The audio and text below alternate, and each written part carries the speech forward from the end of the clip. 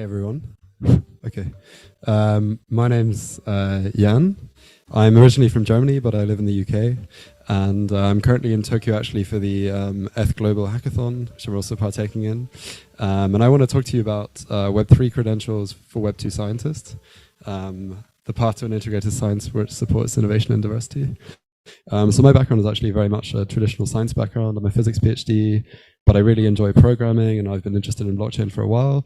And here I saw the potential for some cool synergies between things happening in the traditional science community and things happening in the blockchain and Web3 space.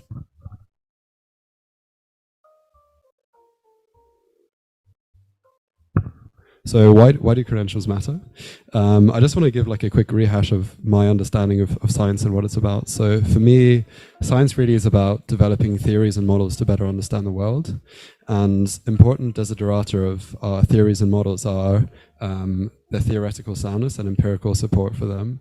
So for example, you can have a theoretically sound mathematical model where you can prove a certain statement is true. But on the other hand, this is like on one end of the spectrum, for example, say in string theory in physics. On the other hand, you could have theories and models which are strongly supported by empirical data. So for example, you could have a certain type of medicine where the mechanism by which it helps people is not well understood, but there's a lot of data showing that people who take this particular tablet immediately feel better, even though it's not theoretically well understood. And I think credentials serve as a pretty important tool to guide this sort of discussion and discourse, because they give you some sort of prior probability with which you should assess something. So, for example, if you're trying to find a mistake in a 400-line mathematical proof, it's just pretty unlikely that someone who's not worked in formal math at all in the past is going to find that mistake. Not to say it's impossible, but it's just unlikely. So I think traditionally in how we've conducted science, these kind of priors are pretty important in guiding our discourse. And of course, this is not to say that credentials are the be all and end all, but I think they are sort of an important cornerstone of how we do science today. And I think I currently see a really cool way of integrating them seamlessly into DeSci and the whole Web3 ecosystem. Very slow. Okay. So yeah, why do we need Web3 credentials? So I think DeSci is super exciting, has shown a lot of promise. There's a lot of people doing like really good work in the space. And I think we should believe in the virtues and values of open science. And therefore, I think that on-chain research activity should be reasonably traced to some sort of unique researcher identity. And yeah, we need Sybil resistance tools for holding people accountable for the things they do in the DeSci space, and also for safeguarding protocols, for example, against some sort of Sybil attacks. If people start voting on something and then they create multiple addresses to try and skew a vote in favor, for example, this is especially important when it comes to funding scientific work. This is just a quick showcase of what exists in the world of science for credentializing research. So, I mean, on the one hand, you have institutions who give out degrees. On the other hand, you have journals and preprint servers who publish work. Some of this work is not peer-reviewed, for example, arXiv or bioRxiv. And on the other hand, you also have these online organizations like GitHub and Stack Overflow, where people share knowledge with other people openly, or people share code with other people. And there are also tools by which people's reputation on GitHub or Stack Overflow is mediated by people upvoting the content they put on there. So if you post some really good open source code, then your repo might get 1,000 stars, and people might think you're a very skilled coder. And then in the middle there is ORCID, which stands for Open Researcher and Contributor ID. And I think this is a really cool tool which aggregates a lot of information about your sort of researcher identity. And the cool thing is also that they actually collaborate with institutions and a lot of journals, such that you can always see the source of information. So you can't just create an ORCID ID and put a lot of stuff on there and have it say that it's verified by a journal or an institution because you just put it on there yourself. So this sort of is like, I think, a reasonably good source of truth, especially if the information on your ORCID is verified by an external source. And I just want to say that a lot of tools out there are actually really good, and we don't need to completely reinvent the wheel. I think you never want to do that. If you want to build something on the internet or in the world of Web3, I think it's always good to take a step back and look at the things that already exist. So what should a blockchain-based identity and credential layer look like? So this is a really simple demonstration, which I've put together with some friends in Oxford. This is just a simple smart contract implementation, which links your Ethereum address to your ORCID ID. So there's a mapping in a smart contract, and you have to both sign a message with your wallet and also log in with ORCID. And then in the backend, there's a web token that's sent to our backend that verifies that you've successfully logged in with ORCID. And then you can just really simply see here, there's some sort of means of identifying people's Ethereum addresses with their ORCID IDs. And I can super quickly show you that this is what it looks like. So for example, you can see the transaction here. This is actually myself. So this is my wallet.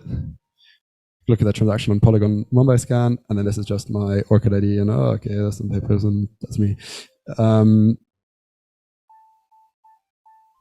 Yeah. Oh, it's frozen. Oh, it's back. Okay. So no one saw that.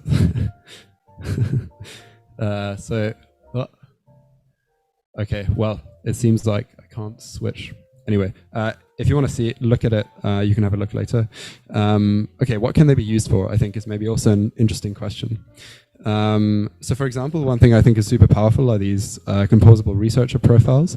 And this is like a demo that we built. So you just log in with your wallet, you hook up your wallet to ORCID, and then it fetches all your publications and all these things you want to display. And it just aggregates information from all these different sources. And I think that's something interesting that OpSci are also pursuing. And I think that is something super powerful if you aggregate information in this way and you can simply log in with your wallet. People can also see what you're doing and see your on-chain activity, and then you can interact seamlessly with each other. Another cool thing that we built is a proof of concept for incentivizing high-quality peer reviews. And there's a lot of technical nuances, which I don't want to go into detail. I think if you want to chat about it, you should see me later. There's also a GitHub repo and a Vercel app where we show how this works. But basically, if you want a paper reviewed, then you put your paper on there, and then you can ask basically for a review. And if you, on the other hand, want to review a paper, you need to sign in and verify that you have some sort of researcher ID. But at the same time, there's kind of a clever, ZK-inspired mapping, which then hides your identity when you submit a review. And then there's some sort of higher party which will approve or reject the review. And I'm not sure that this is kind of the perfect implementation, but I think it is pretty cool. And I think it satisfies a lot of the desiderata for kind of on-chain peer review, where there's a bounty associated with a review that's released to the person that successfully reviews a paper. And just to showcase on the right-hand side, there was a super comprehensive survey on peer review done with researchers in the space. And I think something like 80% of people working in science said that they were unsatisfied with the current peer reviewing system. This is, again, rather technical. I'll just say that we've also thought pretty in a lot of detail as to how reputation can be aggregated. So if you do a lot of voting in the context of peer reviewing, you can then establish some sort of holographic consensus whereby people's reputation is changed in accordance to how well they decided with the aggregate statistics. And I will just say that we haven't really figured out how this should be done, but there are a lot of interesting possibilities. So for example, you could reward people in a really simple way where if they, for example, vote in accordance to the majority, their reputation increases by 1 point and decreases by 1 point if they don't vote in accordance to the majority. But then there's all these clever schemes which are all non-gamifiable. They all have zero net expectation value. Which can skew the accruement of reputation in different directions as to whether you are closer or further from the aggregate statistics. One last thing I quickly want to mention is that there was a really comprehensive study actually published in Nature, funnily enough, quite recently, saying how papers and patents are becoming less disruptive over time. And one thing that was found in this, they had these composite indexes which rated the disruptiveness of papers, the CD score. And one thing they showed in the study is that things are kind of becoming worse and worse. We were a lot better in the 60s, 70s, 80s, and 90s at developing really disruptive and innovative research work, but somehow that is going downhill. And one reason is perhaps that current funding mechanisms don't sufficiently incentivize super innovative and disruptive research work. So one, I think, pattern we're seeing is that people are sort of incrementally improving on things that they're doing at the moment and are don't really want to take many risks when it comes to pursuing new research goals, because there's a prospect of not being funded. And if you're a researcher and your funding dries up, then you're pretty screwed. Because it's not like a private market where you can easily sort of raise money for your research endeavor, even though obviously people are forming companies to do that. So this kind of researcher identity and on-chain credentialization and on-chain reputation aggregation is potentially a really useful tool for improving the way we fund research. And there is some really interesting work being done by Protocol Labs on a concept called hypercerts, whereby they kind of want to aggregate impacts and basically kind of start issuing these certificates.